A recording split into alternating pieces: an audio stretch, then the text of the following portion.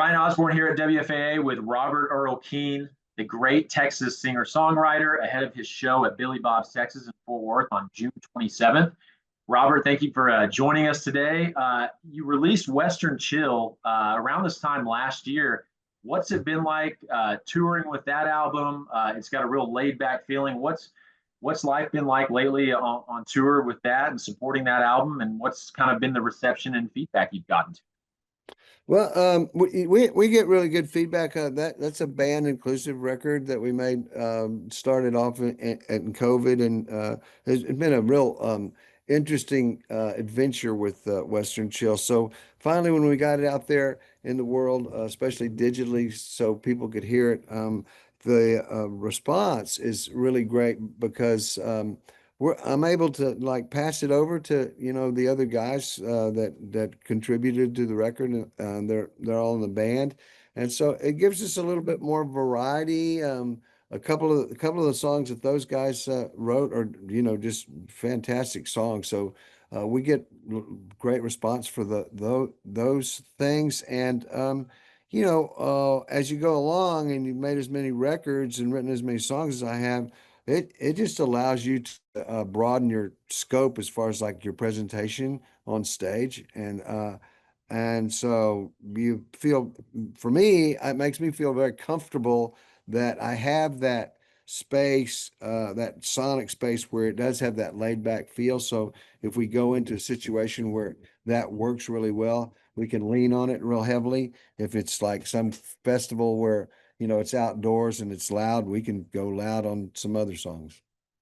Yeah, definitely. I mean, that's really cool. You kind of mentioned the variety you have with that. What did you learn writing that album and working with your full band? What did you learn about yourself as a songwriter? I mean, you mentioned all the songs you've written over the years, but I'm sure as a songwriter, you kind of grow and evolve just with different stages in life that you're in. What did you learn about yourself on that album, and where are you at as a songwriter right Well, what I learned when I was making Western Chill was I'd never really ducked into the world of Western swing, and it's not full blown like Western swing like you'd hear from Asleep at the Wheel or something. It's a real light touch, and it's a little bit bluesy, but it's quiet, and it's lyrically based in that all the stories are kind of about solitude or getting through life, or somewhat whimsical.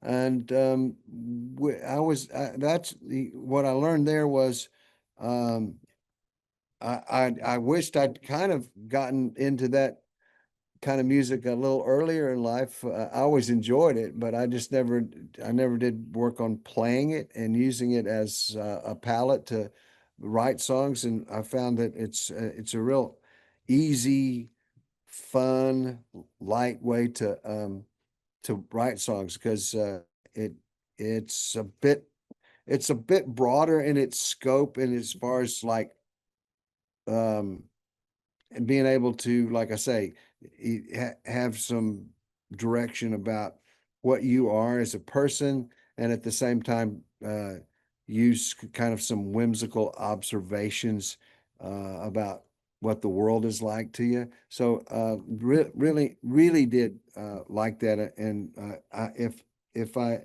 had a choice just to pick one type of music to stick with, I have a hard time sticking with, I like to play around with stuff, but if I just had to pick one, I think that's a really great genre about that. As far as like our touring, it's been better than ever. Our touring, we don't tour as much. We're pretty picky about where we're going and how long we're staying out, because it's a lot easier to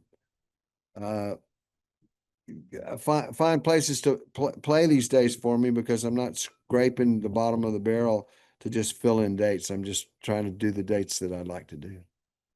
I saw you did a song swap event with Evan Felker, Turnpike Troubadours, a few nights ago. That was for the amphitheater here in McKinney. But what was that like, kind of sharing the stage with him? And are there any other guys like him that you kind of either draw inspiration from? I know they're inspired by you. What's sort of kind of your relationship with guys like Evan and other guys like Tyler Childers that you've been able to play with a Yeah. lot more the last few years? Well, those two people that you mentioned are incredible songwriters. They're a step above, what you're normally hear on the radio or just things that you run across. Evan, that was kind of a weird gig because the point of the gig was to break ground for the amphitheater that I'm making there in McKinney. But and we were the kind of the side note to it. But for me, I had not ever spent time with Evan just playing swapping songs like that, and to be able to just sit up there and get to be like, the audience of one. It was it was great. I don't know how much I learned from it because songwriting is kind of odd in that, it you hear it and absorb it and then it comes back to you later on. So I don't know how much I've learned from it, but I know one thing, Evan is a master at making observations about himself and other people. And you'd be hard pressed to find a songwriter that writes a better love song than Evan does. They're just there. And the other thing is I hadn't spent time one on one with Evan, and he's just a sweetheart of a guy, man. I mean, he just like, big hearted and kind and friendly, and just it was just I just enjoyed the hell out of it. It was really a really, really great experience. And as far as like Tyler is uh Tyler's the living, breathing version of what Ralph Waldo Emerson and Hank Williams all at the same time. And just, hard to beat that one way or another, you know. Yeah, I would say that's a pretty good combination when you're a songwriter to, as you just described in there. But your songwriting, you mentioned being able to, tell describe people, tell a story like Evan does. But I mean, you've been doing that for a long time yourself too. I mean, when you look back on I don't know if it's storyboard style songwriting, storytelling. I mean, where would you kind of fit like what you've been able to do? I mean, what kind of songs, when you look back at your long career and then the stuff that you're even working on now and looking forward? I mean, what kind of songs do you tend to gravitate toward? Is it that character driven? I mean, The Road Goes On Forever, that's probably one of your more popular songs and it's very character driven. Yeah. But I mean, you have a whole catalog of songs like that. What is it that kind of gravitates you towards those type, or are you looking to maybe explore different types of songwriting now that you're kind of working on some new stuff moving forward? I love a great story, and I love a great story and song, and I love and I the kind of music that I always loved were the story-based narrative songs. And so that's something that I love to listen to. It's something that I love to write. It presents really great challenges in an effort to get a lot of information in 3 or 4 minutes. And so um that's a challenge that I'm always willing to wrestle with. I can I, as far as like what I do in my life that I really enjoy, other than hunt with my dog, I I I love writing songs. That they make you, I don't know, you get to see some of yourself on the page there, and you're able to manipulate it in a way where you can say, yes, this is all me, or no, this is me standing here watching something else happen, and how does that make you feel? And so the most important thing in songwriting is who who is it, where is it, and how does it make you feel? And so putting that feeling in the songs, that's my biggest challenge always, is because and that's why I have so much admiration for people like Evan and Tyler. They just they're so good at just pouring their heart out in a song. And sometimes I'm a little bit stodgy about that. I just not really sure, what I want to say as far as like being really romantic about something, but I don't have any problem, you know, putting a handful of guys together in a song and blowing up a car.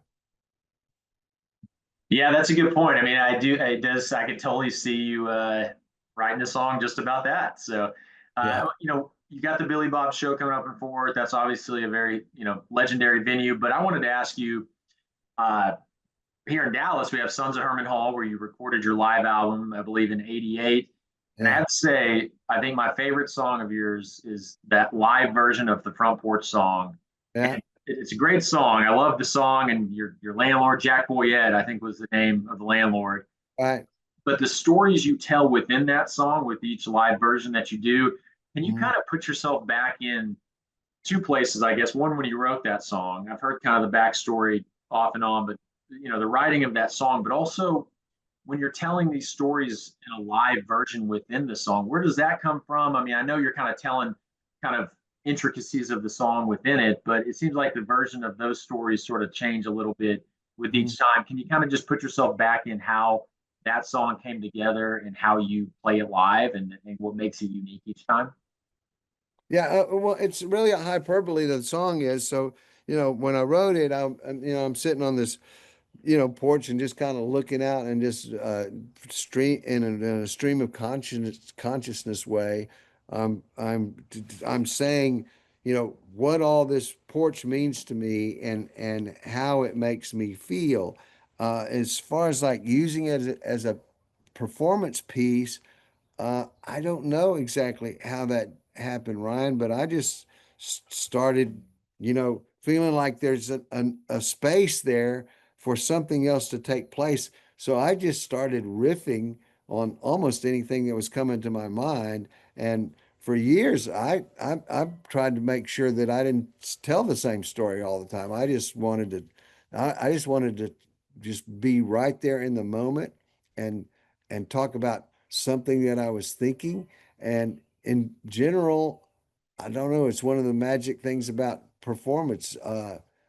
It's almost like another being takes over for you and holds you by the hand and says, just trust me, we're going to go with this. And I'm like, okay, well, I'm going with it. And so I go with it. And most of the time it works out. Sometimes, you you pick up a rotten apple out of the deal. But fact is, it's like that's the difference is here's the song that you write, and then here's the performance that you do, and allowing yourself to be in the moment and do what you want to do performance wise instead of like doing the same thing over and over and over is what I don't know. It's a great feeling, and there's nothing like it, and you can't buy it.